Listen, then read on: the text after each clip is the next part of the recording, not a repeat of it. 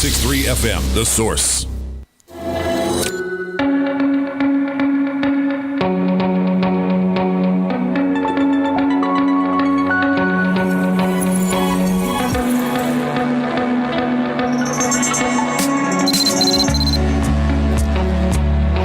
If you haven't been someplace in a long time and you feel like you know that place, this happened to me. I went back to New York. I hadn't been there in a long time. And I felt like I knew so much about the place. And while some of the things were still true, a lot of it were not true anymore. Some neighborhoods that I used to advise people don't even go near that neighborhood. They're beautiful now, right? Mm-hmm. So that's part of the problem with, being out of touch with something, like finding a job, for example. I think the world has changed so much that if I were to try to give advice to a young person about how to find a job, I'd probably get it wrong, right? Even though what I'm telling them probably applied to everybody when we were kids, right? Yeah. Probably nowadays, unless we study this subject, which we don't have a need to study it because we have a good job. Mm-hmm. But those of you looking for a job, listen to this. There is a book I want you to know about. It is called Lose the Resume, Land the Job. That almost sounds counterintuitive to somebody my age. Almost everyone gets it wrong. This is how you can get it right. That's the subtitle of the book. Gary Burnison wrote this book. He's a contributor to CNN, CNBC, Fox Business Network. He's the CEO of Korn Ferry and a New York Times best-selling author. The book is getting really good reviews online, by the way. Gary Burnison, good morning, sir. How are you? Hey, very well.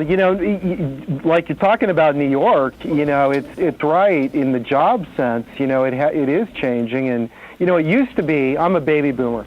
It used to be if you had a lot of different jobs on your resume, you were called a job hopper, and now it's actually the opposite. Now, if when we see a resume and you've been there for like 10 years, we're wondering, wow, are you stale? Can really? Oh my God! Oh my gosh! That's so opposite of what we were told, right? Wow. Yeah. So your analogy about New York and everything is actually spot on. Yeah. Well, I was surprised going back to the city that some neighborhoods, like for example, part of the Lower Manhattan area, it's beautiful now. Some of the areas around the Village, I would have said, that might not be what you want, but now it's so nice. And I couldn't believe I did the same thing. I did the exact same thing in Soho and the Village about a month ago, and things change, and that's exactly what's happening in the employment market too. There's a lot of changes right now, and for the better, it sounds like in both cases, the metaphor and what we're talking about with job hunting. To me, if I lived in this world, I would take advantage of some of these opportunities to do work from a computer, to work without a brick and mortar location. Is that part of the scene today? Yeah, it's a big part. It's 30 to 40% of the workforce, is virtual. They're freelancing, the gig economy. But if you're starting out of college, you're probably going to work for 35 different companies in your career. I mean, just think about that. That's just I'm a baby boomer. I will have worked for 5. So it's so different.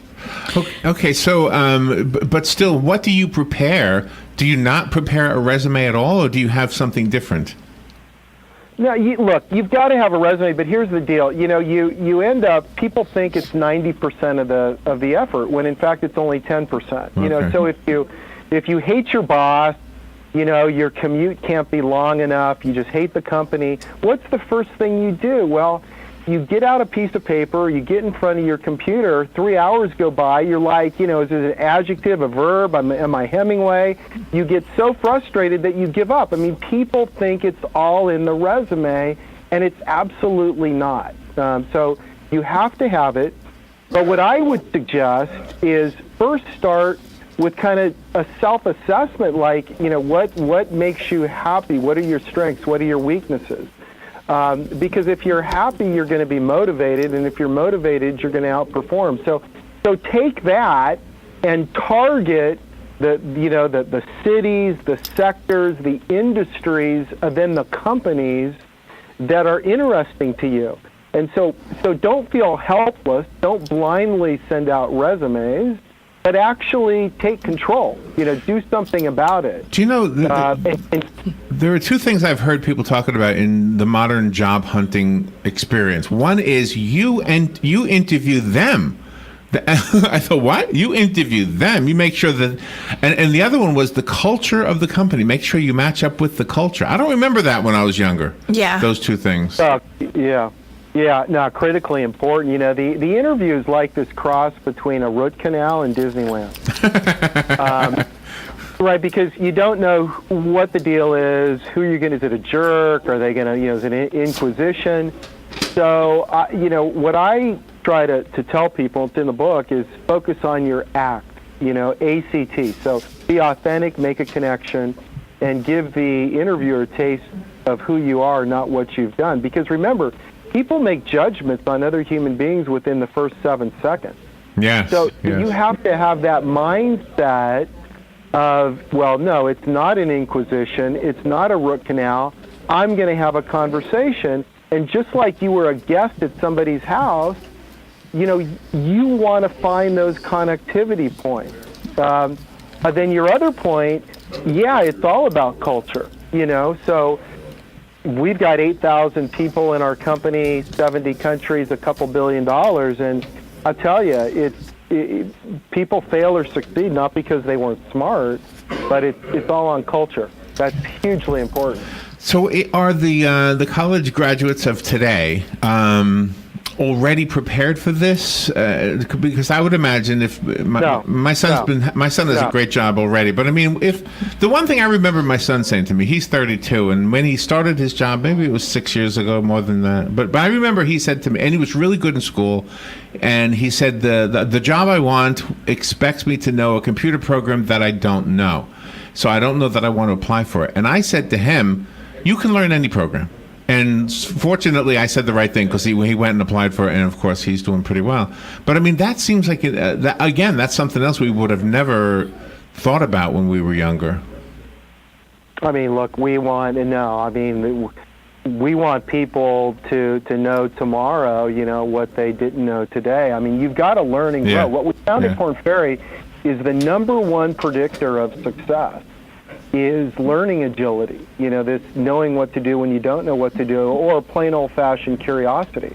So after studying millions of executives, it comes down to something very simple, and that's, learning and growing. And that's also something with culture that you've got to ask yourself about, your prospective new employer, new job. But your social presence is also very important, because some people think that because they're on Facebook or Instagram, they can be themselves, and if they, in a friend setting, use curse words or something, it's okay to put it on that way and have an arrogant attitude. But that's not true, because if you're going for a job in a company, they look at your social presence, and if you're doing something like that that's against their grain, they won't want you. What happens in Vegas doesn't stay in Vegas. So, my advice is play defense before you play offense. So the first thing we check is social media. So, and companies, that's the first thing they look at. And it may not be, think what you will of it, but it's reality. And people do form impressions. And you want to be very cognizant. I'll never forget my oldest daughter. She was going in for an interview Sunday night, 9:30, sitting on the couch. Google her name. What comes up? There's my daughter with a nose ring and orange hair and, beads around her. And I'm like, look, I'm okay with that, but, and I know you're a great person, and that doesn't mean it, but is that really the image that you want to portray, right? So play defense first. So talk about that part of it, how you look when you show up. I'm thinking that probably is no different than when we were younger. That is no different. Look, you don't want to dress like you're going dancing on with the stars. I mean, you got to look. If you're going to a place with hoodies and sweats, that's the culture. Don't go in a tuxedo. right? So Okay. the bottom line with all of this is do your homework. Like, know who you're meeting, know what the company does. Hopefully you've bought the product. But yeah, how you dress it's important, but it needs to be appropriate, for the company and the culture you're going to go see. The website is it cornferry.com with a K, right? Yeah, with a K. It's cornferry.com, losetheresume.com, either one of those. Losetheresume.com. Okay, that's easy. I have a copy of the book that was sent to us, so call me if you'd like the copy. I did find it on Amazon, which is, let me see, I had the number here just a second ago. It's doing really well. Listen to this. Number 34 in the job hunting category. That's great. Yeah. That's awesome. Obviously, you're doing something right and striking a chord, I guess. I think so. Expression with somebody. Gary, thank you for what you're doing and for being on the air with us today to talk about it. Hey, have a great day. Thank you. We will take a little break. We'll be right back. This is WOCA.